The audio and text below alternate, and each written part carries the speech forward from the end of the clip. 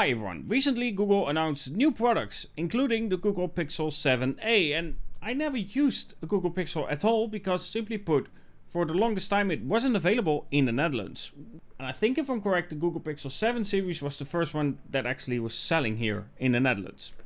Either way, this is the unboxing and quickly first impressions of the Google Pixel 7a, and straight away from the get-go you can clearly tell that we're not gonna have a charger inside the box. Either way. Also, I kinda already saw it, but the camera wasn't in focus, so it's beside the point. So I already have somewhat of a first impression. I already used it a little bit, so a little bit more than somewhat of a first impression.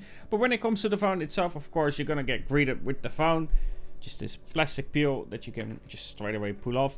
Of course, when it comes to the color, I went for coral. I felt like this would be the one that stands out a little bit, especially in the thumbnail itself. Would stand out a little bit. I will say when it comes to it, I like it, but I would rather have that the back was actually frosted instead of this glossy effect. In general, I don't necessarily like glossy effect, but I feel like it would have worked much better. Not only for the fingerprints, but also just for the general look of the phone itself. Of course, when it comes to the design itself, you do have less rounded corners. And I already noticed one thing that I really don't like. So I hold my phone like this, right? See where my thumb is? It's at the volume buttons. Normally, when it comes to it, your power button is at that position. But now, if I want to use the power button, I have to actually stretch a little bit up to get to that power button. I know it's probably a weird complaint, and apparently this is like a Google thing. But when it comes to that power button, yeah, that's definitely too high. I feel like it should be switched around like every other phone company does. Simply because the power button is the button that I use the most. So it makes a little sense to me. Overall, when it comes to the feel of the phone, it feels fine. Again though, apart from the power button. Bezels are fine. I really don't give too much about the bezels itself. Yes, you do have quite a bit of bezel, but yeah, overall it's fine for me. Yes, the bezel on the top is a little bit less than on the bottom, but it's just standard device. It's a 6.1 inch display, and overall it feels kind of compact compared to, of course, a lot of phones that I've used with a 6.7 inch display and so on. Next to it in the box itself, you of course have this unit as well, but really doesn't matter that much anymore. And of course we do have our cable, USB-C to USB-C. Now, like I said, there's no charger included. So imagine if you have a phone that is like 2 years old or something like from Samsung or whatever, you actually will have USB-A to USB-C, meaning you cannot use this cable. So you need to get a new charger. Yeah, lovely. When it comes to, of course, your other parts, you have your SIM ejection tool and small books as well for your guides. But honestly, I don't care about that much. I think manuals in general on phones these days don't make a lot of sense. But that's beside the point. It could be useful for other people, so therefore I would say just keep it. Just like the headphone jack that is missing, of course, on the Google Pixel 7a as well.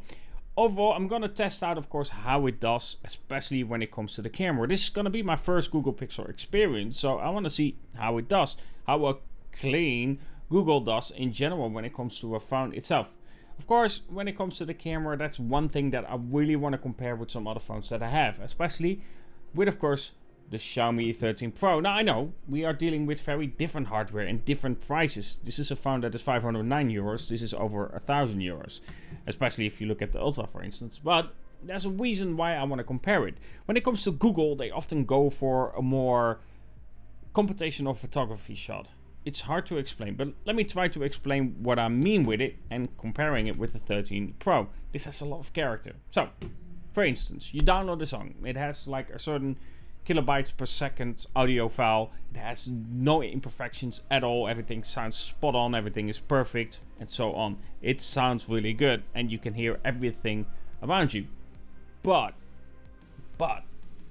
if I listen to an LP player, that has more character.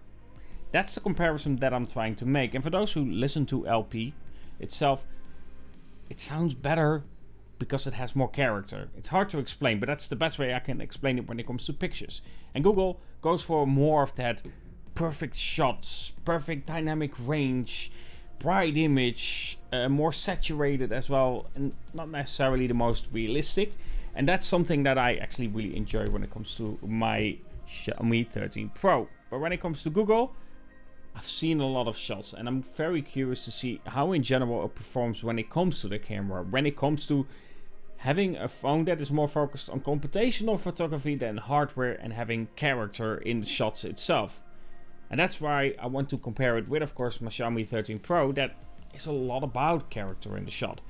Already what I noticed while taking it out a little bit is that, for instance, you don't have the options to play around with the camera in the same way that you can when it comes to the Xiaomi 13 Pro, when it comes to the Vivo X90 Pro, when it comes to general other phones that I've used. It is very basic when it comes to that camera. The possibility to play around with it seems very limited, but we're gonna find that out in, of course, a longer test to see how in terms of photography it will do. I was going out a little bit, but sadly all of a sudden it started raining really badly, so we're gonna have to test it out another day. But when it comes to the general feel of the phone, yeah, that dynamic range, that feel of perfection definitely stands out. But we're gonna find out how it does in general, and if you want to see that, of course, don't forget to subscribe. I'm gonna test it out properly. I'm not gonna take shots where it's just like your hand and see how the depth of field work. No, I'm gonna really test it out, try different angles, try different shots, try different lighting situations, just play around with it a little bit, have shots with character in it when it's possible on a phone like this.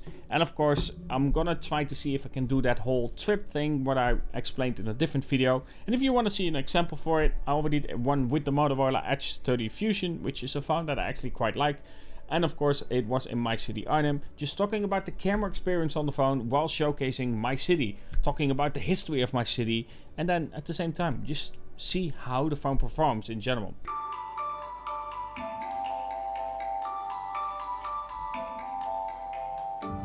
Arnhem, the capital and province of Gelderland, and of course a city with a lot of history, and a city I lived in most of my adult life.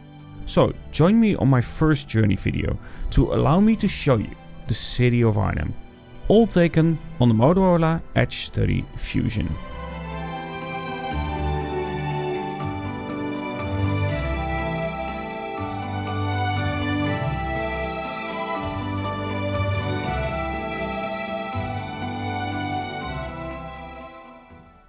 Either way, that was my quick unboxing and quick experience, I guess, with the Google Pixel 7a in this Coral version.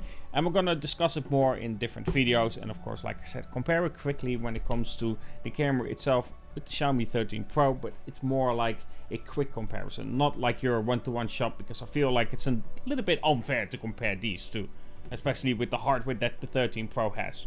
Either way, if you do want to see some videos, I have a lot of those. Anyway, hope you enjoyed this video, and of course, if you did, don't forget to subscribe. I'm trying to hit 10,000 subscribers before the end of the year, and of course, talk to you guys in the next video.